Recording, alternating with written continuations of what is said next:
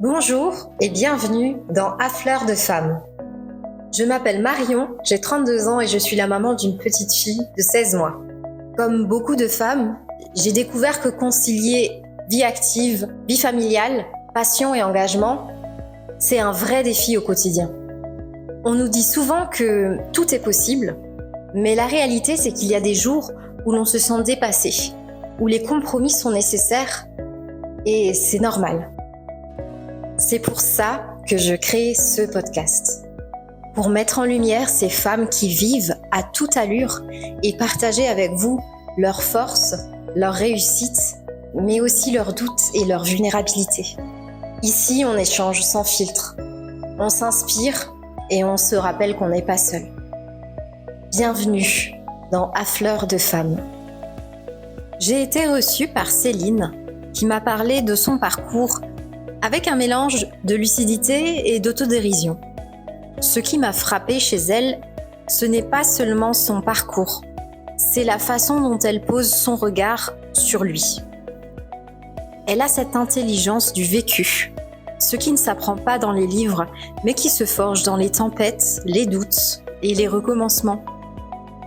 Elle a une capacité d'analyse, elle comprend, elle transforme, et elle suit son instinct, sans renoncer.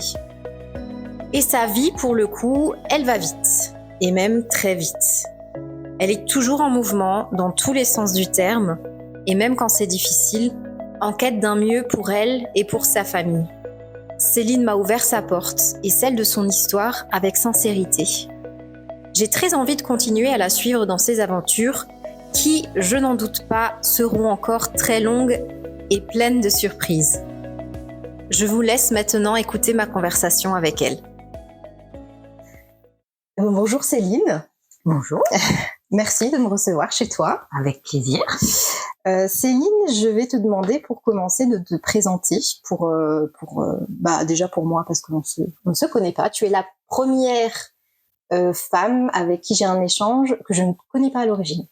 Donc Je suis ravie du coup d'être la première.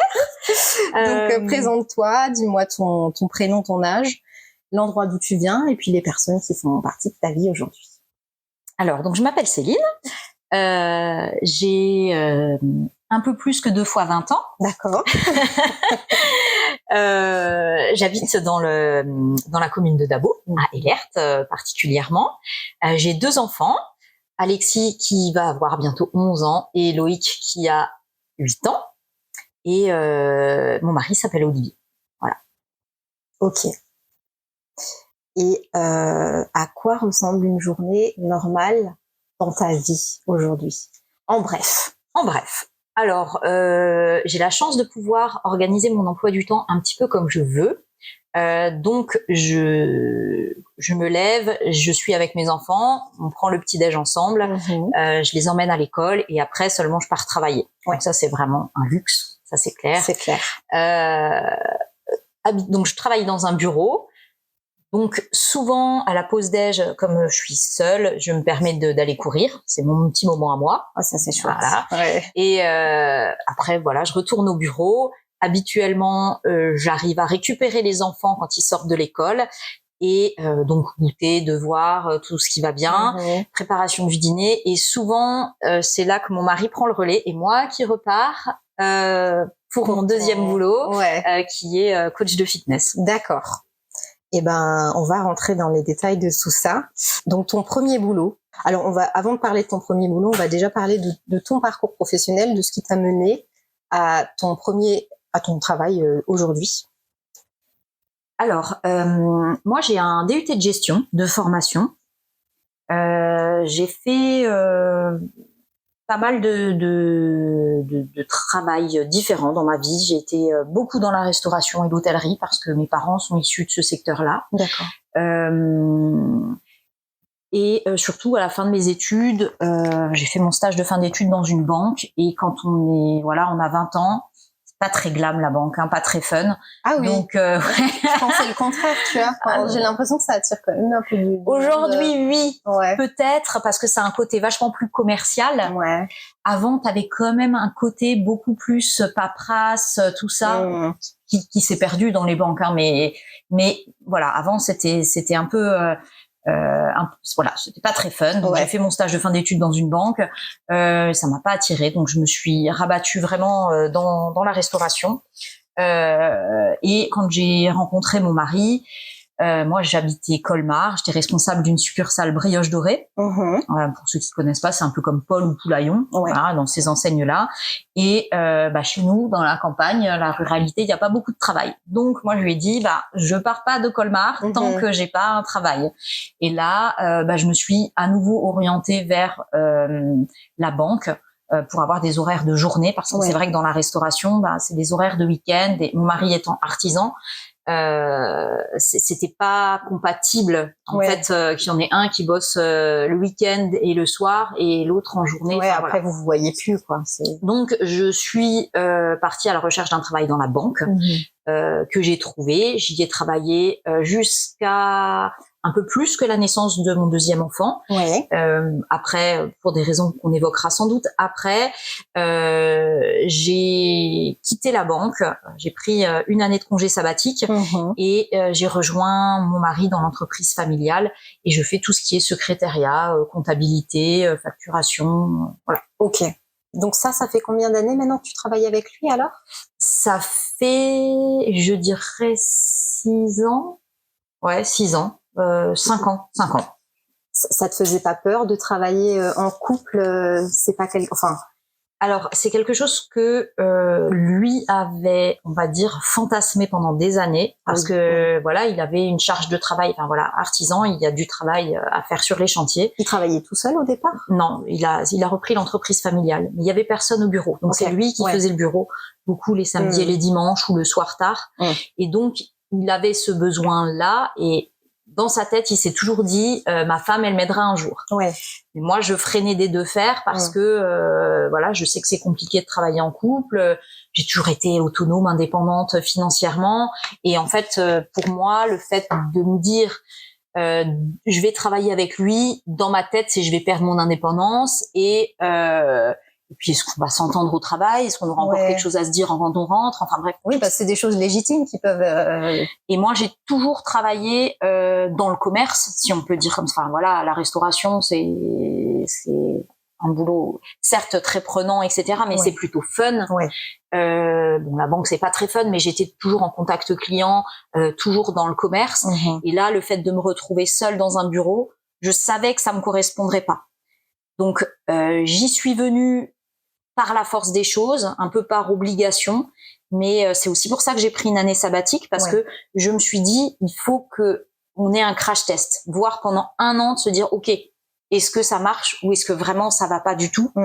Et j'ai profité du coup de cette année où j'ai travaillé avec mon mari, j'ai commencé à travailler avec mon mari, et en même temps j'ai passé mon diplôme de coach pendant cette année-là. Donc voilà, ça, pour essayer d'avoir un semblant d'équilibre entre mon côté un peu social et mon besoin de lien social et voilà, le boulot alimentaire, on va dire. Hein. Et si ça matchait pas, t'avais un recours derrière aussi, quoi. Et ça te plaisait quand même? Ça te plaît ce travail finalement avec ton mari? Alors le travail en lui-même, je peux pas dire que facturer, tout ça, c'est pas un truc qui me fait vibrer. Après faut le faire, voilà, et du coup ça permet à avant de faire ça, c'est moi qui gérais les enfants à 400%. Là, le fait que moi aussi le soir souvent je suis pas là, ça a permis à la famille de se réorganiser autrement. Lui, il a du coup créé du lien avec les enfants qu'il avait quasiment pas en fait, parce qu'il était jamais là. La journée sur les chantiers, le week-end et le soir au bureau pour rattraper. Enfin, voilà. Donc au début c'était compliqué parce que moi je sais quand je partais donner mes cours, les enfants ils pleuraient parce que je partais, parce que c'était dur. Mais maintenant ça roule. Mais au début c'est dur. Vous avez dû retrouver un équilibre en fait. Ah oui, voilà, ce qui avait été complètement chamboulé. Et donc cet autre travail de coach sportif, comment est-ce que ça t'est venu? Est-ce que c'était une évidence ou t'es tombée dessus par hasard? Alors c'était pas une évidence, même si pendant le Covid et tout ça, j'avais essayé, comme pas mal de femmes, finalement, je me suis testée au MLM. Hein, oui. Et voilà, la vente, je sais même pas comment on appelle ça, la vente sur les réseaux, enfin bref, dans le coaching. Pourquoi? Parce que moi, je suis une ancienne grosse. J'ai énormément souffert de mon surpoids pendant mon enfance, mon adolescence, ma vie de jeune femme, et je suis passée par voilà des tas de régimes, du sport à outrance, enfin bref, par plein de choses. Et maintenant que j'ai trouvé un équilibre dans mon corps, et j'avais cette envie de le partager aussi. Alors ça m'a appris beaucoup de choses, notamment à travailler un peu sur les réseaux, à travailler la com. Mais par contre, c'était hyper chronophage. J'étais sur mon téléphone H24 pour finalement un retour sur investissement qui était minime, même si ça apporte beaucoup parce que tu aides vraiment des gens qui sont dans une situation de mal-être pour certains. Voilà, à un moment, ça représentait un nombre d'heures de travail énorme pour un retour sur investissement qui était quasi nul. Donc tu t'y perds au bout d'un moment. Donc voilà, et moi, je faisais toujours pas mal de sport, justement parce que c'est mon équilibre qui est comme ça. Et je faisais du sport notamment dans une association de village où la coach avait émis son souhait de diminuer son activité. Et du coup, la présidente vient me voir et me dit, mais toi, avec tout le sport que tu fais, tu pourrais pas nous faire cours? Et là, je me suis dit, peut-être, enfin, je sais pas. Et donc voilà, de fil en aiguille, je me suis dit, tiens, je vais chercher une formation, je vais voir comment on fait, qu'est-ce qu'il faut, et voilà, c'est venu en fait comme ça. Ça t'est tombé dessus en fait. Voilà, c'est tombé du ciel, on peut dire ça comme ça, effectivement, voilà. Et ça t'a plu tout de suite une fois que tu as commencé la formation, tu t'es retrouvée quand même dans cette activité de coach? Alors, pas forcément tout de suite, mais on avait surtout une formatrice où je me suis dit waouh, mais c'est génial ce qu'elle fait. Enfin voilà, elle avait une pêche d'enfer, elle était vraiment c'est une femme hyper inspirante et par maman solo, voilà, quelqu'un de vraiment que je trouve exceptionnel. Et du coup, je me suis dit, voilà, effectivement, c'est possible de faire tout ça. Alors, l'année de formation, c'était chaud, hein, c'était pareil, des week-ends, des déplacements à Stras, des heures où t'es pas là, parce que ça demandait des heures de tutorat, donc des heures que tu dois prendre avec des coachs tu fais des stages certifiés. En fait, voilà, c'est ça. Mais alors c'est pas vraiment dans le fitness, t'es pas en stage une journée dans un endroit. En fait, le problème c'est que c'est encore que des cours le soir, quasiment, parce que c'est là où les gens prennent leurs cours. Donc c'était aussi une année un peu compliquée. Et puis contrairement à ce qu'on peut penser, être coach de fitness, c'est pas que savoir faire du sport en fait. C'est qu'il y a énormément de connaissances à avoir en anatomie. Aujourd'hui, on nous demande aussi des connaissances en nutrition, des connaissances en communication, des connaissances en droit. C'est hyper complet en fait. Alors, moi, mon diplôme, c'est le premier niveau, mais malgré tout, on te demande quand même des connaissances qui vont au-delà du sport. Donc voilà, il a fallu vraiment se remettre dans les devoirs, retravailler, se remettre dans les bouquins, potasser. En plus du quotidien. C'est ça. Et pourtant, tu t'es lancée quand même dans une deuxième formation que tu fais actuellement, c'est ça? Alors celle-là, j'ai envie de dire, c'est presque encore pire. Ah mince. Mais effectivement, là, au mois de fin d'année, l'année dernière, je me suis lancée dans une formation de Pilates. Alors il faut savoir que le Pilates a cette particularité, un peu comme le yoga, de ne pas être réglementé. C'est-à-dire que avec mon diplôme que j'ai actuellement de coach de fitness, je peux faire du Pilates, même si j'y connais rien. En fait, Joseph Pilates est décédé sans déposer de brevet, donc en fait son nom est parti dans le domaine public. Et donc il n'y a pas vraiment de réglementation par rapport à ça. Et on va trouver des formations hyper light qui font quelques heures sur Internet et des formations qui sont beaucoup plus complètes. Moi, j'ai choisi de me tourner vers une formation qui est reconnue par la Fédération française de Pilates. Donc, c'est une formation qui représente plus de 700 heures de formation. Donc, c'est énorme. Ouais. Mais pour 2 raisons. La première, c'est que la population est vieillissante. Moi, j'habite dans un secteur rural. Il y a quand même beaucoup de personnes âgées.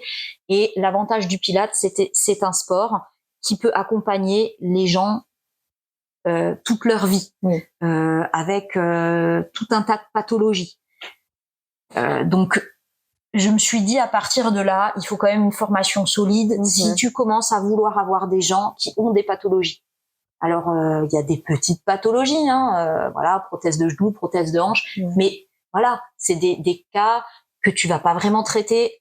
Pareil, dans un cours de fitness d'une association où tu as 60 participants, parce que tu peux pas traiter l'individualité dans ce genre de cours. Non, bien sûr. Donc là, on est vraiment sur une formation où il y a des kinés qui viennent intervenir, où vraiment on a une formation solide en anatomie pour pouvoir justement aller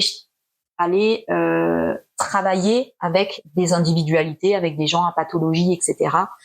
Donc ça, c'était important pour moi. Ouais. Et le fait aussi, c'est que j'ai beau avoir que 20 ans fois 2, je me rends compte qu'avec l'âge, voilà, c'est de plus en plus difficile d'enchaîner les cours tels que je le fais, parce que alors il y a moi je donne pas, hormis le Pilates, je donne pas vraiment de cours de gym douce, c'est plutôt du renforcement musculaire, du cardio training, du HIIT, donc des séances qui sont plutôt punchy derrière.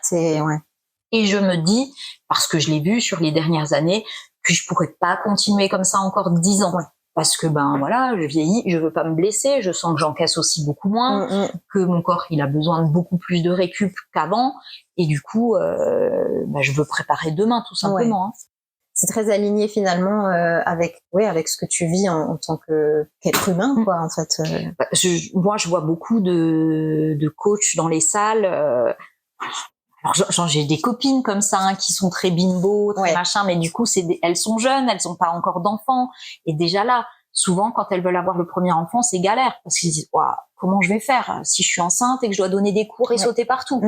Comment je vais gérer le postpartum? Parce que voilà, et ça, c'est pas anodin quand on est coach de sport, parce que ça, on travaille avec notre corps, on travaille physiquement avec notre corps, on en a besoin. Le Pilates, c'est un sport, tu me dis si je me trompe, j'y connais pas grand chose, c'est un sport sans impact, comparé à d'autres sports, et c'est un sport qui va te faire travailler des muscles qui sont beaucoup plus profonds. C'est ça.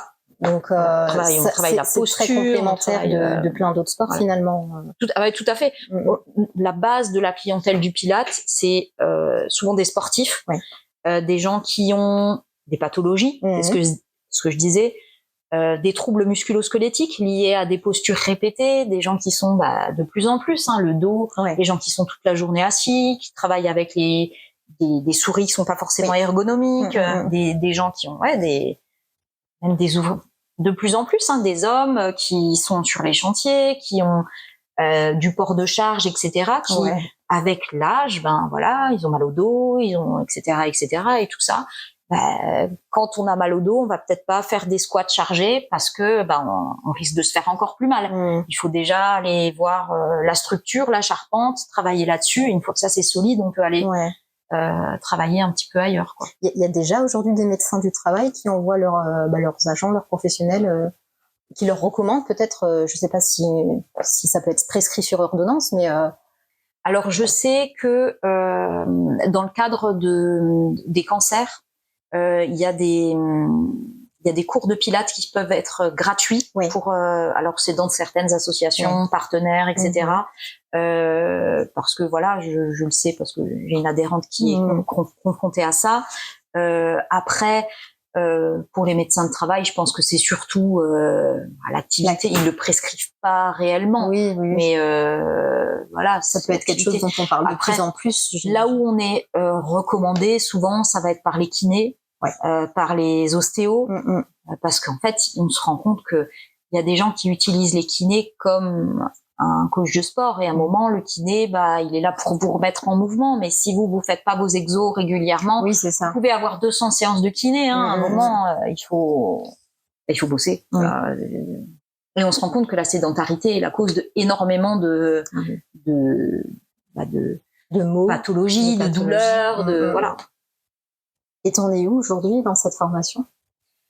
Alors, je suis, on va dire, j'ai fini le niveau fondationnel, c'est-à-dire le premier niveau, qui me permet de donner des cours à des débutants, sans problème.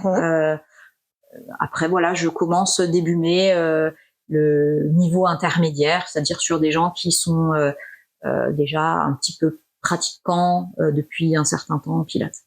Il y aura combien? Il y aura ces 2 niveaux-là. Après, il y a un avancé. Et du coup, tu vas aller jusque-là, toi? Je vais aller jusque-là, oui. Après, avancé, c'est quand même un niveau que je pense, je serais pas amenée à enseigner beaucoup. On va pas se mentir. Et ça te fera terminer la formation à quelle période? Alors, l'examen doit se passer entre fin janvier et début février de l'année prochaine. Ah oui, donc tu as encore un gros morceau qui arrive, quoi. Concrètement, comment est-ce que aujourd'hui tu arrives à articuler tout ça? Parce que du coup, tu travailles quand même encore avec ton mari, tu donnes des cours et tu as cette formation. Comment fais-tu? Et en plus, tu as tes enfants et tu as une maison. Alors, en vrai, c'est très, très compliqué. Je dois même t'avouer que j'ai passé, je pense, 3 heures au téléphone avec la responsable de la formation cette semaine parce que j'étais au bout du rouleau.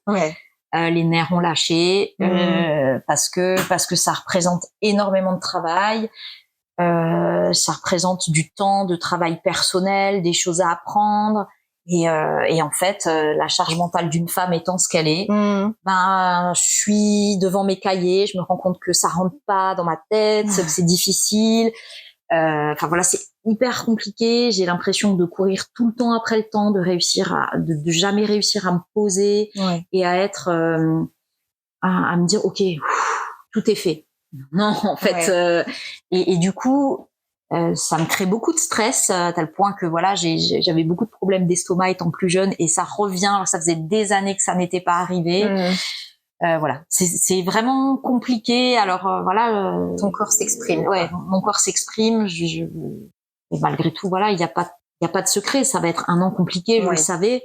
Maintenant, il faut que je réussisse à gérer mon stress et à continuer d'avancer, quoi. Et c'est quoi tes ressources enfin là, par exemple, cette semaine, quand ça n'allait pas, mis à part le fait d'en parler avec ta formatrice, où est-ce que tu trouves la ressource pour essayer est-ce que tu attends que ça passe ou est-ce que tu fais quelque chose?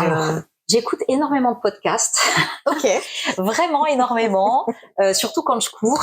Et c'est vrai que ça aide des fois à relativiser, quoi, à se dire, on est rarement, quel que soit ce qu'on entreprend, je pense qu'en tant que maman, on a rarement fini sa journée. En fait, mais vraiment quel que soit ce qu'on entreprend, même si on fait pas trop de sport, même si on a entre guillemets juste un travail, des enfants, une maison, et ben voilà, je pense qu'on est rarement là en train de se poser, de se dire oh, j'ai tout fait maintenant. Bah non, parce que quand on se dit ça, les enfants ils sont là, ils se disent maman, tu as fait un jeu, maman j'ai faim, maman. Voilà, la vie s'arrête jamais en fait, et on souffle jamais. C'est vraiment le sentiment que j'ai et c'est ce que je me dis mais finalement quand j'avais pas la formation j'avais ce même ressenti, peut-être moins fort, peut-être moins, voilà, mais là c'est vrai que la formation ça ajoute un stress parce que c'est une formation qui était très onéreuse, donc j'investis pour demain, donc il y a un peu un enjeu derrière, qu'il n'y a pas dans le quotidien normal, quoi. Heureusement, mais ça te plaît? Oui. Après, je suis convaincue des bienfaits de la méthode. Je suis convaincue du potentiel que ça a, et surtout je le vois. Alors, ma mère, elle est jeune encore, donc elle est sportive, il n'y a pas de souci. Mais mes beaux-parents qui sont plus âgés, je vois qu'ils deviennent complètement sédentaires. Mon beau-père, il m'a encore dit l'autre jour, je suis allée faire les courses, j'arrivais plus à marcher. Et c'est un vrai problème, quoi. Enfin, parce que les personnes âgées d'aujourd'hui sont souvent des gens qui ne prenaient pas soin d'eux, qui ont eu encore un travail qui était dur, physique, et ils sont cassés de partout. Que ce soit les hommes ou les femmes, finalement. Parce que les femmes, elles assumaient d'autres choses. Tout à fait. Je sais que ça va être compliqué. Je sais que après, je me dis, si j'arrive pas à aller au bout cette année, j'irai au bout l'année prochaine, quoi. À un moment, je me dis, je suis pas non plus Wonder Woman. Je vais pas mettre ma santé en l'air, ma famille. Si je dois un moment arrêter la formation et reprendre l'année prochaine, à la session suivante, je le ferai, tant pis. Tu vas serrer les dents, quoi, finalement.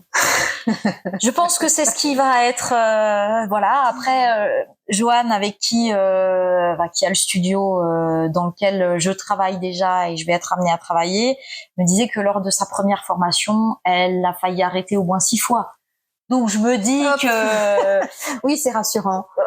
Dans un sens, c'est rassurant. Mais comme dans tout nouveau projet, il y a des doutes, il y a du stress, et c'est ce qui nous anime aussi malgré tout. Ouais. Si c'était toujours tout cuit et facile, il y aurait pas d'enjeu, on serait moins motivé.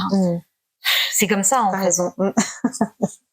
Et dans tout ton parcours professionnel, est-ce qu'il y a quelque chose, un moment ou une rencontre ou quelque chose qui t'a particulièrement marqué?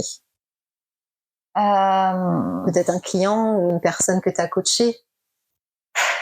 Il y a plein de gens qui m'ont marqué. En fait, ce que je vois, ce que j'ai vu tout au long de, pas vraiment dans la restauration, mais dans la banque, j'ai terminé mon dernier poste. J'étais chargée clientèle privée dans la gestion de patrimoine. Et j'ai été confrontée à beaucoup de décès ou des drames dans les vies des gens. Et ça aussi, ça m'aide à relativiser parce que je me dis, finalement, on dit souvent que quand on est en bonne santé, on a 1000 problèmes. Et le jour où la santé te lâche, t'en as plus qu'un. Et ça, je pense que c'est vraiment ce qui me fait avancer. C'est ce qui fait que, j'essaye d'avoir une vie la plus saine possible, de faire du sport, parce que je me dis, on a une chance incroyable, c'est d'être en bonne santé. Complètement. Et ça fait relativiser. On l'oublie trop souvent. On l'oublie vraiment souvent. Tu as le sentiment que ce quotidien professionnel que tu as aujourd'hui, t'es plus aligné avec ce quotidien qu'avec ce que tu faisais avant? En tout cas, il me permet de faire des choses qui m'animent. Voilà. C'est peut-être pas, c'est peut-être pas mon travail, c'est peut-être pas celui qui me fait rêver, mais c'est celui qui me permet d'organiser mon emploi du temps comme je veux, de voir mes enfants. Combien de parents ont cette chance d'accompagner leurs enfants le matin, le soir.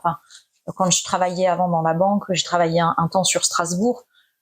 C'était l'horreur. Le quotidien était horrible, tout le temps à courir après le temps. C'était et je me rends compte que c'est une chance incroyable ça, de passer du temps avec eux. C'est quelque chose que l'expérience elle te donne aussi, ça, finalement, le fait d'apprécier aujourd'hui, d'avoir un travail, comme tu dis, qui est peut-être pas qui te fait peut-être pas rêver, mais à côté de ça, t'as une qualité de vie tout à fait, exact, qui est hyper importante et tout à fait. Parce que les enfants, ils ont besoin de toi 15 ans. En vrai, c'est peu. En vrai, ça semble tellement. Et après, je vois autour de moi des parents qui ont des enfants qui quittent le nid et qui disent, on se retrouve comme des vieux cons, quoi, parce que on est là et on se dit, waouh. Et au moins, je pourrais me dire, j'ai profité je leur ai donné tout ce que j'avais à donner, quoi. On va parler maintenant du sport, qui est pleinement très présent dans ta vie. Clairement. Je te propose qu'on revienne un petit peu en arrière. Depuis quand le sport fait partie de ta vie? Depuis, je dirais, ma période de jeune adulte. À peu près. Comme je l'ai dit, j'étais une ancienne grosse, donc avant le sport, c'était carrément pas mon truc. J'étais la dernière qu'on choisissait dans les équipes de sport. C'était vraiment, l'horreur. Donc j'ai très très mal vécu et donc c'est quand j'ai commencé à perdre du poids où j'ai assaini entre guillemets mon alimentation et j'ai ajouté de l'activité physique. Enfin bref, il y a pas de secret, quoi. Et donc ça a commencé comme ça. Après, il y a eu beaucoup de dérives avant d'arriver à un équilibre, c'est-à-dire que passer des années et des années à m'épuiser sur du cardio pour compenser des excès alimentaires. J'ai eu des périodes de boulimie que je compensais par un excès de sport. Enfin bref, l'anarchie complète. Et avant que j'ai un rapport cool avec moi-même, il s'est passé vraiment des années. Et je pense que ce rapport, je l'ai eu avec les enfants en fait, avec l'arrivée des enfants. Déjà, on n'a plus de temps, donc voilà, on veut tellement tout optimiser qu'on se dit voilà, il faut trouver d'autres solutions. Je pouvais plus passer des heures à faire du cardio, donc je me suis dit il faut que je trouve autre chose, faut que je fasse autrement. Et puis et voilà. Mais effectivement, je pense que depuis 18-20 ans, j'ai fait du sport avec des périodes plus ou moins intenses. Actives, intenses. Voilà. Et ça a tout de suite été la course à pied ou ça a été autre chose d'abord? Alors, je faisais du sport dans les salles de sport pendant longtemps. Et après, c'est un ami qui m'a mis à la course à pied un dimanche, qui me dit « Oh tiens, je vais faire du footing ». Et voilà, c'est parti. Hein. Commencé par du footing et puis juste du footing. Et au départ, je m'inscrivais pas aux courses, je courais pour courir, le petit footing de temps en temps, etc. Et c'est avec le Covid que vraiment, voilà, ça a explosé. Moi, j'habite en lisière de forêt, donc là, c'était la seule chose qu'on pouvait faire en fait. Hein. C'était 1 kilomètre autour de chez toi. Voilà. Et bref, mais voilà. Et là, ça a vraiment démarré quoi. Là, je me suis dit mais c'est génial en fait. Il y a ce côté être dehors, la bouffée d'endorphine qu'on a, enfin voilà, ça s'est développé comme ça après. Parce qu'avant ça, du coup, tu courais sur tapis en salle ou en ville ou... Ouais, je courais quand j'habitais Colmar, j'habitais Strasbourg, j'habitais Nancy, c'était en ville, je courais en ville. C'était vraiment plutôt le footing et du sport en salle. Et ce qui t'a aidé à perdre du poids? Tu t'es fait accompagner pour rééquilibrer ton alimentation quand tu as commencé le sport, tu as eu un accompagnement alors? Oui, j'ai eu un accompagnement, sauf que cet accompagnement ne prenait pas en compte l'aspect psy. Oui, ce qui est très important. Et du coup, je suis passée de pré-obésité, fort surpoids, à maigreur. Donc je fais 1m62, j'étais à 90 kilos et je suis passée à 42 kilos. Waouh. Donc je suis arrivée dans ce qu'on appelle la dysmorphophobie, c'est-à-dire que j'ai perdu du poids, mais je me voyais encore grosse, je portais encore des vêtements taille 44 alors que je faisais du 34. 42 kilos, j'avais plus que la peau sur les os. Et en fait, je suis arrivée, je sais plus, mais je me vois encore, j'ai fait un voyage en immersion en Angleterre. C'était un voyage où on faisait des cours en anglais le matin et l'après-midi beaucoup de sport. Et en Angleterre, ils mangent très très mal. Et du coup, moi, j'ai vraiment pas beaucoup mangé pendant cette période-là. Dans la famille d'accueil, le matin, ils mangeaient des chips avec des Snickers. Wow. Et enfin, c'était juste c'est un autre monde. C'était pendant un mois, j'ai pas vu la couleur d'un seul fruit et légumes. Donc en fait, je mangeais rien parce que moi, j'étais dans mon optique de manger clean, sain et donc je mangeais rien. Enfin vraiment. Et je vois encore ma mère me récupérer de ce truc et je la vois toute blêmir. Et le lendemain, j'étais chez le médecin et le médecin m'a dit, de toute façon, si tu reprends pas du poids, tu vas être hospitalisé, quoi. Et là, mais c'est hyper compliqué parce que moi, dans ma tête, j'étais une grosse et on me dit, mais il faut que je prenne du poids. Je dis, mais c'est quoi le délire, quoi? Je dis, c'est impossible. C'est vrai que c'est incroyable. Enfin, quand on l'a pas vécu, je trouve ça dingue de s'imaginer qu'on ressente ça, qu'on se voit grosse alors que tu faisais 40 kilos, quoi. Ça paraît fou. Alors, je précise, j'ai jamais été anorexique au sens où je me suis jamais fait vomir, j'ai jamais eu des comportements comme ça. Par contre, j'ai eu des excès de boulimie où je mangeais pour compenser, etc. Mais voilà, j'ai jamais vomi ou des trucs comme ça. Mais par contre, il y avait vraiment une dimension psy qui était vraiment forte, quoi, dans tout ça. Et du coup, ça a été un travail pendant des années de réapprendre à avoir un rapport sain avec le sport et avec la nourriture. Et ça, c'était des années et des années de yo-yo après. Où je mangeais mes émotions, enfin, ça partait dans tous les sens.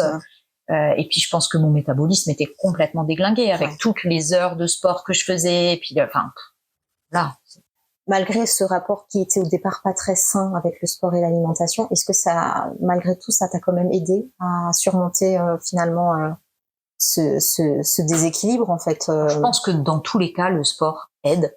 Parce que malgré tout, il permet de sécréter des endorphines, il permet de te sentir bien, même si c'est à l'instant T. Ça permet t'as ce sentiment de te sentir bien dans ton corps et ça aide forcément. Après moi, du coup, j'ai fait beaucoup de recherches par moi-même pour essayer de comprendre comment le corps il fonctionne, comprendre comment arriver finalement à stabiliser un poids. Pour moi, mais c'est pas possible. Je regardais un gâteau, je prenais 2 kilos, quoi. Enfin, c'était horrible. Et du coup, mais c'était la phobie de la balance. Voilà. Et du coup, je me suis beaucoup documentée, j'ai beaucoup appris sur le sujet pour finalement comprendre que faire des heures de cardio, ça servait à rien, à part à rien. Non, ça fait travailler ton cœur. Mais voilà, ça sert à rien dans un cadre de perte de poids à part t'épuiser en fait. Finalement, c'est peut-être pas un total hasard que tu te sois retrouvée aujourd'hui dans cette vie de coach et de. Ah non, je pense quelque part, tu as toi-même d'abord essayé de comprendre ton corps et puis aujourd'hui, tu apprends à aider les autres dans leur rapport à leur corps à eux.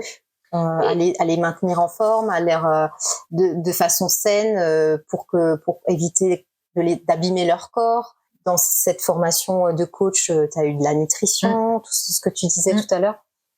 Ah oui, je pense que c'est le revenu. Oui, tout à fait. Clairement.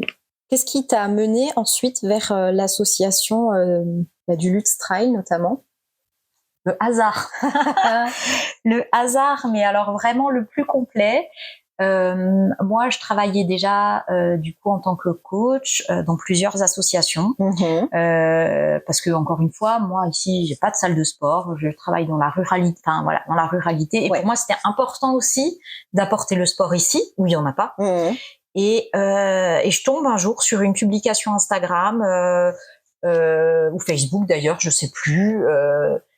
Qui dit si vous êtes passionné de sport, que vous voulez, je sais pas, vous investir pour créer quelque chose de nouveau, voilà, je réponds bêtement et puis voilà, je rencontre les gens qui disent nous on est de Lutzelbourg, on aimerait lancer un trail, mais on part de zéro.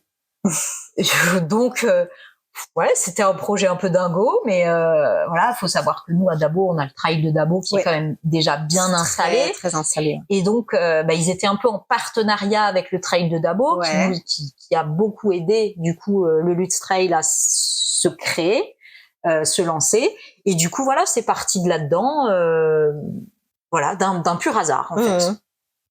Et c'était en quelle année le premier? C'était la 3e édition cette année. D'accord, donc 2023. Non, 24. 2024, ouais. Donc moi j'ai participé donc à la création du Lutz Trail. J'étais pas toute seule, je répète, on est vraiment un noyau. J'ai fait les 2 premières années et du coup j'ai arrêté cette année parce que la formation Pilates, à un moment je peux pas être partout, c'est impossible, et là c'était ma santé à moi qui en dépendait, quoi. On peut pas, moi quand je me lance dans quelque chose, voilà, je veux faire à fond ou pas le faire du tout. C'est vrai qu'on a fait des belles choses avec le Lutz Trail, on a fait le Téléthon qui était c'était vraiment quelque chose d'énorme, quoi, un relais de 24 heures. Voilà. Bon, après, dans les associations de sport dans lesquelles je travaille, je travaille avec la Sapinière à Dabo. On a relancé Octobre Rose. C'est pareil. C'est c'est des chouettes moments. On finit vidé physiquement, mais rempli intérieurement. En fait, c'est ça. Et tu fais partie du club parce que du coup ils ont même des rendez-vous. Le club qui organise le Lutz Trail, il y a des rendez-vous aussi pour s'entraîner pour les coureurs. Ouais, tout à fait. Et tu en fais partie là? Alors moi j'y vais plus trop parce que je suis déjà souvent prise le soir, mais quand j'ai l'occasion, ça m'arrive d'aller courir de temps en temps avec eux quand je peux. Et qu'est-ce que tu retiens de ces 2 années où tu as participé du coup à l'organisation? Déjà, j'en ai gardé des amitiés. Ça, c'est voilà, j'ai rencontré des gens fabuleux, des gens passionnés, des gens qui partagent la même passion que moi. Donc ça, c'est clair que voilà. Et en fait, on se rend pas compte quand on n'est pas dans le milieu associatif, mais de ce que les gens donnent bénévolement. Enfin, au Beach Trail, on est tous, on était, moi j'y suis plus, mais les gens sont tous bénévoles. Et c'est un truc, c'est énorme. Enfin, les gens, ils se lèvent à 4 heures du matin pour préparer, pour préparer une course et tout ce qu'il y a à préparer en amont, tous les week-ends, les réunions, le travail, enfin, tout ça c'est bénévole, quoi. On le fait pour la postérité, pour voilà, parce que souvent les gens ils se disent et le prix du dossard machin, mais non, le prix du dossard il paye un peu tout ce qu'il y a à payer autour de la course. Personne ne sort un salaire avec une activité dans une association. C'est un travail de l'ombre en fait. Dans une petite association, on ne parle pas voilà, mais nous il y a pas de salariés, c'était voilà, et ça c'est beau. Enfin, c'est des gens, ils donnent de leur temps, ils donnent de leur énergie, de leur et c'est pour ça que j'adore vraiment le travail en association, parce que ça on le retrouve pas dans une salle de sport par exemple. Pareil. Et t'as déjà eu des retours directs de gens, j'imagine, de gens qui participent et qui à la fin vont vous voir et vous disent c'était super, bravo. Ouais, non, c'est vrai que c'était chouette. On a eu finalement très peu de retours négatifs et là c'est génial parce qu'on voit 1 an de travail qui porte enfin ses fruits et on se dit bon, on sait pourquoi on a bossé, quoi. Vous êtes combien vous étiez combien Alors dans le noyau dur, on était 6 à la base. Donc la première année, je sais plus combien de bénévoles on était, mais on était une poignée. C'était horrible. C'est vrai que 6, quand tu sais tout ce qu'il y a à faire. C'était horrible. On était sur les genoux. La première édition, on avait tellement peu de bénévoles. On a fait des appels à bénévoles sur les réseaux parce que il y avait tellement peu de monde en fait. Et là, cette année, je crois qu'ils étaient 100 bénévoles. Waouh. C'est une belle évolution. C'est énorme. Et ça, c'est un truc incroyable. Ils ont réussi à se faire un nom dans ce territoire où il y a quand même, faut le dire, il y a quand même énormément d'événements sportifs partout. Ouais, c'est clair. Ça se développe. Là-dessus, on a vraiment de la chance. Ouais, c'est clair. Et aujourd'hui, ta pratique, de la course, donc, elle ressemble à quoi? Alors, aujourd'hui précisément, à pas grand-chose. Parce que comme dit, voilà, je me consacre à ma formation. Mais pour autant, j'avais un gros objectif cette année, c'était de faire le 52 km du petit ballon, qui a eu lieu le 1er mars. Donc, je suis allée au bout de cet objectif, qui était un gros bébé quand même. 52 bornes, c'est quand même pas rien. C'est énorme. Et bravo. Et merci. Voilà, mais du coup, j'ai appris à mes dépens que un gros objectif dans l'année, c'est suffisant parce que parce que c'est quoi 3-4 entraînements par semaine, une prépa oui, c'est rien qu'en course à pied, plus le renforcement à côté, voilà. Et du coup vraiment déjà on puise dans ses réserves physiques quand on fait quelque chose comme ça, et je pense que vraiment, alors même si sur tout ce qui est trail, ultra trail, les femmes sont plus résistantes que les hommes, en vrai, je pense qu'on puise réellement dans beaucoup de nos réserves. Et physiquement, j'ai senti que il fallait que je lève le pied. Et du coup, je m'écoute un peu plus parce que j'ai pas envie de me blesser, parce que et donc voilà, un objectif dans l'année, c'est bien. Et là, c'est plutôt récup, c'est un peu de. Quand j'ai préparé le 52, j'avais à peu près 60 bornes par semaine. Là, je suis à une trentaine, entre 20 et 30. Donc, ce qui est Tu profites des coachings que tu fais tu fais du sport aussi, ou alors quand tu fais un coaching, simplement tu guides, tu accompagnes Alors quand je donne un cours de pilates, je ne pratique pas du tout. Tu observes, tu guides, tu corriges. Tout à fait. Après, quand j'ai des cours de fitness, je fais les deux. Et donc ça, je pratique et tu arrives un peu à allier les deux. Ça te fait une séance. Oui, tout à fait. Et tu as d'autres objectifs, du coup, peut-être pas pour cette année, mais tu penses déjà à d'autres objectifs que tu as envie d'accomplir? Alors, j'ai une course, alors c'est pas vraiment un objectif, mais c'est Si, en soi. Au mois d'octobre, je vais participer à l'Eco-Trail du Maroc, qui est un parcours de 70 kilomètres sur 3 jours. Donc, c'est 3 étapes. Ouais. Voilà, ça, c'est l'Eco-Trail du Maroc au mois d'octobre. Et après, voilà, si mon corps me le permet, j'aimerais un jour chercher un 100. Un 100, ouais. Mais bon, voilà, on verra. On verra. C'est des beaux objectifs. Ouais, mais après, c'est aussi des objectifs qui demandent à faire des concessions au sein de la famille, parce que c'est beaucoup de temps. Ouais. Je veux dire, les sorties longues, elles se font les dimanches. Enfin, c'est du temps en famille qu'on passe pas. Donc ça, il faut quand même faut que toute la famille soit ok. En fait. Oui, c'est pas un truc dans lequel tu t'embarques toute seule ou t'es sur internet, tu te dis tiens ça m'intéresse, je m'inscris. C'est une discussion en famille. Les hommes, ils peuvent faire ça. Nous, il faut qu'on engage la discussion. Oui, c'est un peu différent. Ouais. Et en plus, ton objectif d'octobre là, c'est, je pense qu'il y a quand même, tu portes une charge sur le parcours, j'imagine. Non, pas du tout. Non, c'est assez soft. D'accord. Ouais, c'est soft. C'est parce qu'il y a des courses comme ça où tu non, là, c'est pas en autonomie. C'est plutôt cool. Mais malgré tout, tu cours quand même par forte chaleur. Ouais, alors bon, normalement c'est autour de 25 et 30. Ouais. Et donc il y a 20 kilomètres le premier jour, je crois, 24 le deuxième et 26 le troisième. Ouais. Écoute, on verra, hein. Je crois en toi. Est-ce que tu as un moment de sport qui t'a particulièrement marqué? Oh, il y en a plein. Et en fait,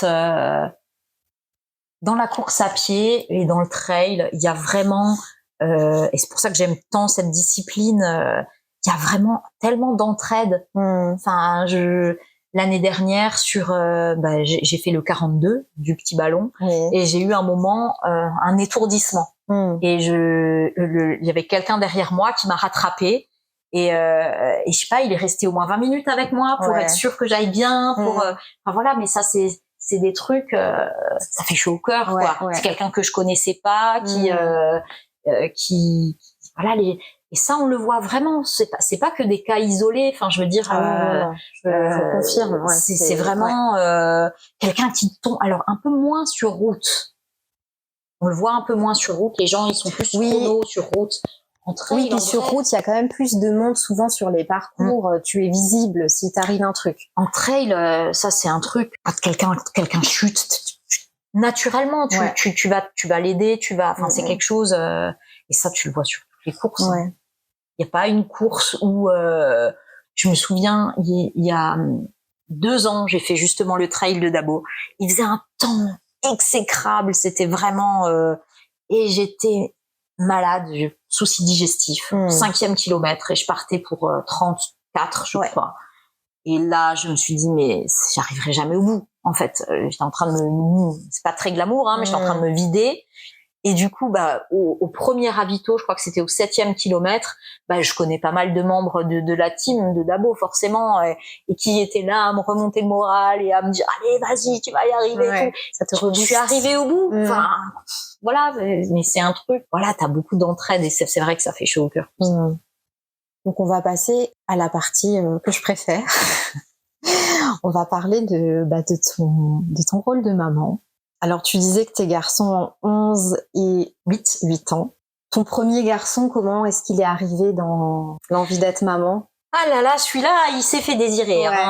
C'était compliqué. Alors, je pense que tous mes problèmes de poids, mes yo-yo, mes machins, ont joué beaucoup, forcément, sur mon équilibre hormonal, etc. Des années de pilules aussi. Donc, j'avais ce qu'on appelle le syndrome des ovaires micropolykystiques, SOPK. Et du coup, voilà, des grosses difficultés pour tomber enceinte. J'étais à ce moment-là, je travaillais dans la banque et j'allais commencer en fait une licence en gestion de patrimoine. Je me souviens que mon directeur de secteur me dit parce que voilà, je me cachais pas, de toute façon j'avais des rendez-vous chez le médecin régulièrement voilà. Et du coup il me dit par contre je te préviens, c'est absolument pas compatible avec une grossesse si tu commences une année de licence, c'est des frais pour la banque, voilà.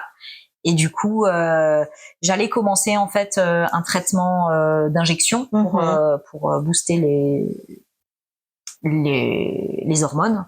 Et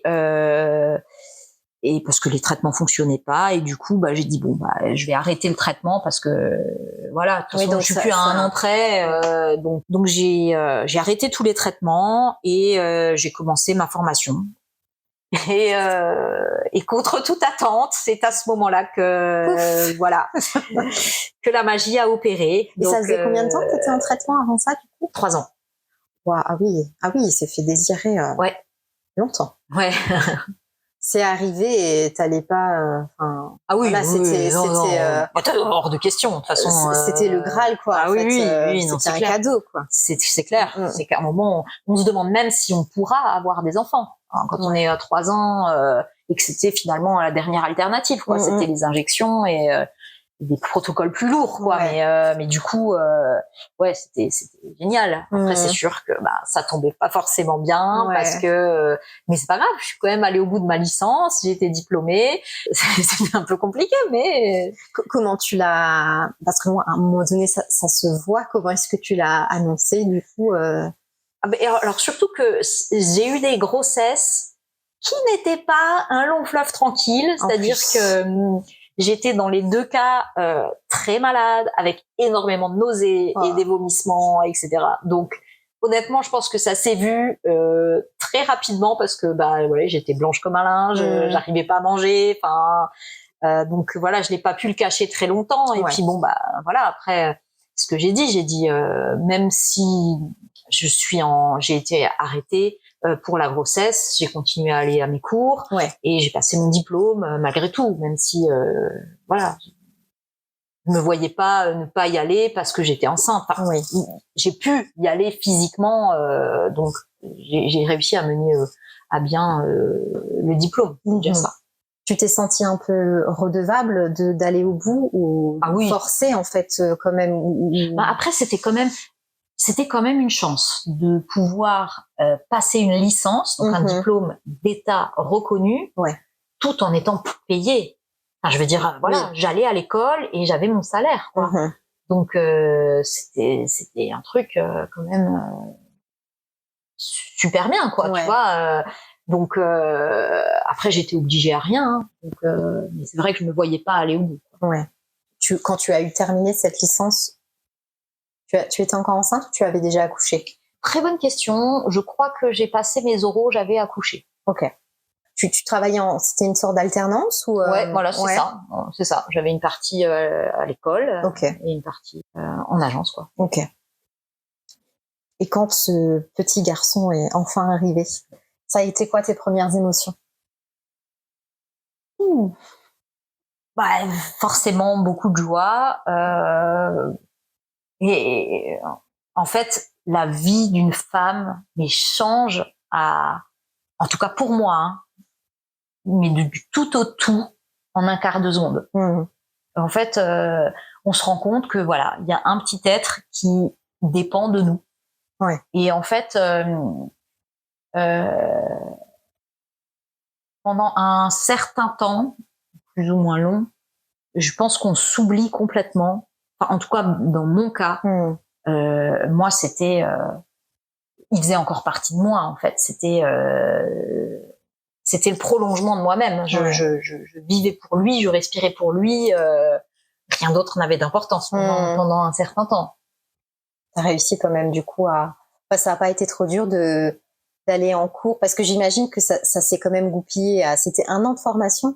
Donc ça s'est quand même goupillé à peu de choses près avec les premiers mois de ton petit garçon. T'avais pas trop de mal à le quitter, ou comment tu vivais ça? Alors, de mémoire, ça c'est vraiment, je pense que, parce que il est né au mois de juillet, donc tu vois, je pense, soit j'étais peut-être en fin de grossesse. Peut-être en fin de grossesse, et j'ai passé les examens en juin. Ah oui. Ou en tout cas, c'est que ça t'a pas... Non. Ça t'a pas laissé un mauvais... Non, je pense que j'ai pas dû me séparer de lui. Je pense que ça devait être ça. Donc t'as pu profiter quand même. Il était là, quoi. Parce que je me souviens des fois où j'ai dû le quitter pour la crèche, j'étais pas fière. Hein. Oh punaise. Et ton deuxième garçon, il est arrivé donc 3 ans après? Ouais, 2 ans et 4 mois, exactement. Naturellement? Oui. Ouais. C'est alors après, bon, j'ai plus pris d'hormones, donc ça a beaucoup joué. Et du coup, oui, c'était voilà. Je pense que la machine était relancée. Enfin, je pense que il y avait peut-être un blocage quelque part. Et ouais. Mais je pense que les années de passées avec le sport à outrance, l'alimentation, etc., des années de pilules, enfin tout ça, ça perturbe énormément le système hormonal. Et à un moment, bah quand moi j'étais donc les 3 ans où j'ai galéré à avoir mon fils, plus les 2 ans et 4 mois après sa naissance, ça faisait quand même presque 6 ans où j'avais plus du tout de contraception. Et où du coup, je pense que les hormones se sont lissées. Enfin, j'avais un système hormonal qui fonctionnait mieux, quoi. Et pendant ta grossesse et sur les premiers mois après la naissance de tes enfants, tu as continué à avoir une activité sportive? Non. T'as mis ça en pause et tu t'es vraiment concentrée sur ton rôle de la marche. J'ai toujours beaucoup marché. J'ai beaucoup de photos j'ai porté les enfants en écharpe longtemps, donc c'est génial ça. De la marche, mais non, enfin physiquement. Mes enfants ont fait leur nuit à respectivement 13 et 15 mois. Donc en vrai, j'étais une bloc humaine. Déjà, je me levais, je me lavais, c'est déjà bien. C'est déjà une victoire quand on arrive à faire ça. Voilà, toutes les mamans qui nous écoutent, qui viennent d'avoir un enfant, on déculpabilise et surtout on fait comme on peut. Exactement. Et qu'est-ce que ça a bouleversé en toi, dans ta vie personnelle déjà? Qu'est-ce que ça a bouleversé dans ton quotidien, en fait, c'est ce que je te disais, c'est que alors maintenant ça va mieux, j'ai des projets pour moi, mais quand ils étaient plus petits, en fait on s'oublie. Tout ce qu'on veut, c'est qu'ils soient bien. Tout ce qu'on veut, c'est que et puis même des fois on refusait des invitations chez des gens, je me dis ils dormiront pas bien et tout ça. C'est ça en fait, tu veux qu'ils soient bien, tu veux qu'ils vivent pour eux. Et en fait c'est vraiment aussi pour ça que j'ai changé de travail entre la banque et maintenant, parce qu'en fait j'ai eu des soucis avec mon employeur à la naissance du deuxième, et vraiment ça n'allait plus, le rythme n'allait plus. Je devais lever les garçons à l'aube. Et je le vois encore déposer mon fils en pyjama à l'ouverture du péri avec son petit déj dans le sac. Il sortait à peine du lit, je le jetais dans le péri pour aller prendre mon train. Puis le soir, j'ai été à la fermeture du péri, le gamin était explosé, complètement crevé, et je me suis dit mais quelle vie on fait mener à nos enfants. En fait. Et quand il est rentré au CP, je vois encore l'instit qui me dit mais il faut absolument que tu couches Alexis plus tôt parce que il s'endort sur le bureau. Et je me suis dit mais sérieux, j'ai pas fait des enfants pour ça en fait. Et là, ça a été vraiment la remise en question, et je me suis dit mais je peux pas infliger ça à mes enfants. Et du coup, voilà, c'est pour ça qu'après j'ai quitté la banque pour venir travailler avec mon mari. Ouais, parce que en fin de compte, ce sentiment de culpabilité qu'on peut des fois ressentir, c'est à ce moment-là qu'il a un peu. Ah ouais, mais c'est horrible. C'est horrible. Et t'as senti une différence tout de suite à partir du moment où t'as changé de métier? Déjà pour moi. Déjà, je me suis sentie plus disponible pour eux. Enfin, c'était le jour et la nuit. Alors après, comme j'ai dit au début, il s'est passé 1 an où pour eux c'était les vacances, quoi, parce que j'étais tout le temps là et tout le temps, c'était cool. J'ai vraiment pu en profiter, quoi. Après, il a fallu, quand j'ai repris des activités, de nouveau retrouver une organisation. Mais en attendant, c'est clair que pour eux, c'est un confort exceptionnel, ça, c'est sûr. Ils ont maman à la maison plus souvent. Et avec le recul que tu as aujourd'hui, quel regard tu portes sur les années que tu as passées encore à faire tous ces trajets à Colmar, les premières années de tes petits garçons finalement, où ce quotidien il était tellement épuisant, quoi. Ah mais c'était En fait, tant qu'ils étaient à la crèche ou chez la nounou, je m'en rendais pas spécialement compte. Mais effectivement, dès qu'il y a eu l'école, le rythme, où il y a vraiment un rythme avec de la fatigue, etc. Et là, on se rend compte, on se dit, mais attends, moi je suis crevée. Moi je suis crevée. Mais lui, il est tout petit et il a un rythme encore pire que le mien. Parce que moi, j'étais obligée de le déposer bien avant que j'aille au travail, parce que j'avais 1 heure et quelques de trajet, et je le récupère bien après que j'ai fini le travail. Je me dis, mais waouh, pas infliger ça à un enfant, quoi. Alors, je sais que tout le monde n'a pas la chance que j'ai d'avoir pu faire ce choix-là, ça j'en suis consciente. Mais d'un autre côté, je me dis que le système scolaire, que les modes de garde, tout ça, il y aurait vraiment des choses à revoir, parce que c'est pas adapté, en fait. C'est vrai que pour certains parents, comme tu dis, toi, ça, cette chance-là de pouvoir faire comme ça, mais pour certains parents, c'est compliqué, quoi. Nous, je vois, alors voilà, on habite à la campagne, etc., mais au niveau des modes de garde pendant les vacances, alors déjà les mercredis, il y en a pas, les samedis, il y en a pas. Pendant les vacances, c'est 1 semaine, la première semaine. À Noël, il n'y a pas de mode de garde pendant les vacances de Noël, et en été, c'est 3 semaines. Ok. Comment tu fais quand t'as un travail normal, entre guillemets? Et puis quand t'as pas forcément papy-mamie, exactement, parce que toi tu en parlais, tu parlais de ta maman, tu parlais de tes beaux-parents, mais quelqu'un qui débarque dans la région, qui a pas de famille ici, c'est obligé d'adapter son travail, obligé. Télétravail se développe, mais il y a des employeurs qui sont hyper réfractaires à ça. Je veux dire, c'est vraiment la galère encore. Et tu t'es déjà senti partagée entre tes envies personnelles de sport ou de formation, tes envies professionnelles et ton rôle de maman? Est-ce qu'il y a des fois où tu te sens coincée, quoi? Clairement. En ce moment, c'est l'exemple type. C'est que des fois, j'ai pas envie de travailler encore le soir dans mes bouquins, et j'ai des enfants qui me réclament et machin, et t'es coincé. Tu te dis, voilà, faut faire des choix. Faut trouver des consensus, c'est-à-dire, je joue 1 heure avec vous, mais après, vous me laissez tranquille pendant 1 heure pour que je puisse travailler.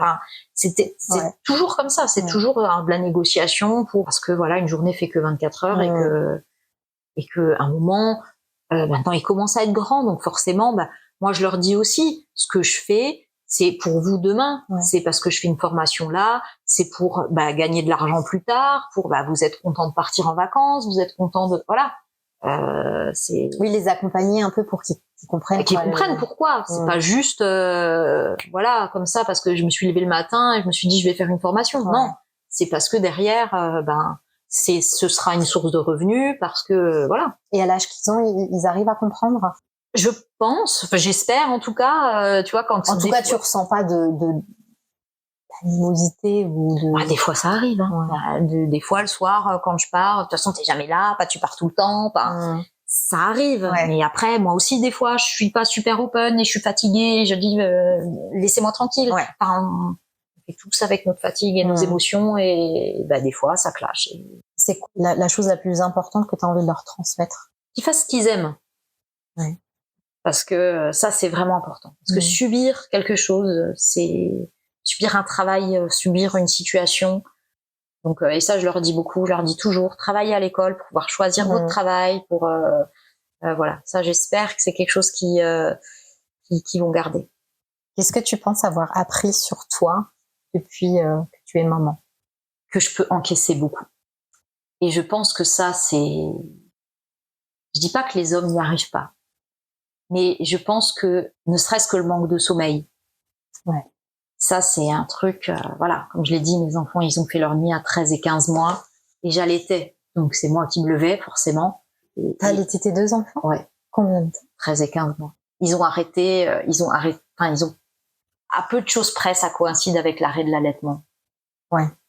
Et du coup, en tout cas, personnellement, j'ai souvenir d'avoir été dans un état d'épuisement. Il n'y a pas d'autre mot. En fait, d'épuisement. On sait même pas comment on tient, en fait, mais on tient. Et on tient et on leur donne le meilleur et on continue de jouer avec eux et mais on tient. Ouais. Et je pense que voilà, t'as des forces, ça te décuple, tu peux encaisser tellement de choses que voilà. C'est vrai. Mais par contre, faut pas toucher à un de leurs cheveux, quoi, parce que là, c'est. Tu m'étonnes. Ah non, ouais. Non, on ferait tout pour. Ah ouais, non, mais je pense que ouais, c'est vrai. Et qu'est-ce qui te donne de l'énergie? Je pense que c'est cette envie aussi d'un peu d'exemplarité que tu as maintenant face à des enfants qui grandissent, qui comprennent, etc. Ouais. Voilà, leur dire que voilà, pour être en bonne santé, faut bien manger, faut bouger, faut faire quelque chose qu'on aime. Souvent, me le disent, oh maman, tu vas encore courir. Je dis oui, je vais encore courir, mais parce que moi, ça me fait du bien et parce que j'ai besoin d'aller courir pour après être bien avec vous. Parce qu'une maman bien dans sa tête et dans ses baskets, et ben elle est bien, elle apporte d'autant plus de bonnes choses à la maison. C'est ça. Mais ça, c'est pas forcément évident à comprendre. Bah non, pour et même les petits. Et pour les enfants et pour même les mamans. Ouais. Je pense que c'est ce que je disais tout à l'heure. Pendant des années, je me suis complètement oubliée, Et à un moment, il faut revenir. Ok, maintenant ils sont grands, ils sont plus grands. On peut commencer à repenser à soi, à refaire un focus sur soi, refaire des projets, refaire des choses qui nous nourrissent, pas s'oublier complètement. C'est ça. Et puis je pense que maintenant on a besoin d'avoir à un moment donné de retrouver des choses pour nous, qui nous animent. Et, tout à fait. Et qu'est-ce qui te prend le plus d'énergie? Aujourd'hui, gérer ma formation. Ouais. Clairement. Parce que ça me demande vraiment un effort, parce que c'est très dense. Il y a beaucoup de choses à apprendre, il y a beaucoup d'heures. Donc ça demande vraiment beaucoup d'énergie. Qu'est-ce qui te rend fière? Ah forcément. Les enfants. Voilà, c'est une évidence. Voilà, c'est sûr que je suis très fière d'eux. Et puis. C'est quoi comme genre de garçon? Je sais pas comment je peux te dire ça. Écoute, ils sont plutôt cool. Alexis, c'est la force tranquille. Un garçon très posé, qui a à cœur de bien faire, et Loïc, c'est un tourbillon qui est curieux et qui ne sait pas du tout gérer ses émotions. Voilà. Donc c'est une tempête. Ouais. Autant dans un sens que dans l'autre, quoi. J'ai vraiment les deux extrêmes. J'ai l'ours tranquille et le tourbillon. Donc comme ça amène un équilibre. Ah oui, ça anime, ça met de l'ambiance. J'ai une toute dernière question pour toi. Qu'est-ce que tu fais uniquement pour toi, sans être ni maman, ni coach sportive, ni dans ton travail avec ton mari, ni dans ta formation? Je vais au spa. Ah ça c'est mon grand kiff. Voilà, l'année dernière, avec deux copines traileuses que j'ai, on a eu 40 ans, 2 fois 20 ans, la même année, et du coup c'était notre cadeau d'anniversaire. On s'est fait une journée au spa. Récemment, je suis née en avril, ma mère en avril aussi, donc on s'est fait pareil un week-end spa. Alors, ça arrive pas souvent, mais ça c'est vraiment le truc qui te fait du bien. Ouais, puis tu vas en mode seule, sans enfant, sans mari. Voilà, c'est ça. Ouais. Et ça fait vraiment du bien. Mais c'est pas souvent, mais ça fait du bien. Je devrais essayer. Ouais. Ah ouais. Je te conseille, c'est trop bien. Eh ben écoute, merci beaucoup Céline. Eh ben avec plaisir. De t'être livrée. Et puis à bientôt. Ouais, avec plaisir. J'espère que cet épisode aura pu être pour elle une pause dans sa course pour revenir vers elle, vers son ressenti, vers son vécu. Son histoire parle de transformation, d'évolution et de lucidité et de cette envie d'aller vers soi. Et je veux encore la remercier. Merci Céline pour le temps que tu m'as accordé dans un quotidien qui, je le sais aujourd'hui, est particulièrement dense, entre 1000 choses et ta formation notamment. Merci d'avoir pris ce moment, d'avoir ouvert cet espace pour me recevoir. Belle continuation et à bientôt. Merci d'avoir écouté cet épisode jusqu'au bout. Si cet échange vous a touché, vous pouvez soutenir ce podcast simplement en le partageant ou en parlant autour de vous. Et si vous avez envie de réagir, vos messages sont les bienvenus. Je vous retrouve très vite pour une nouvelle histoire à Fleur de Femme.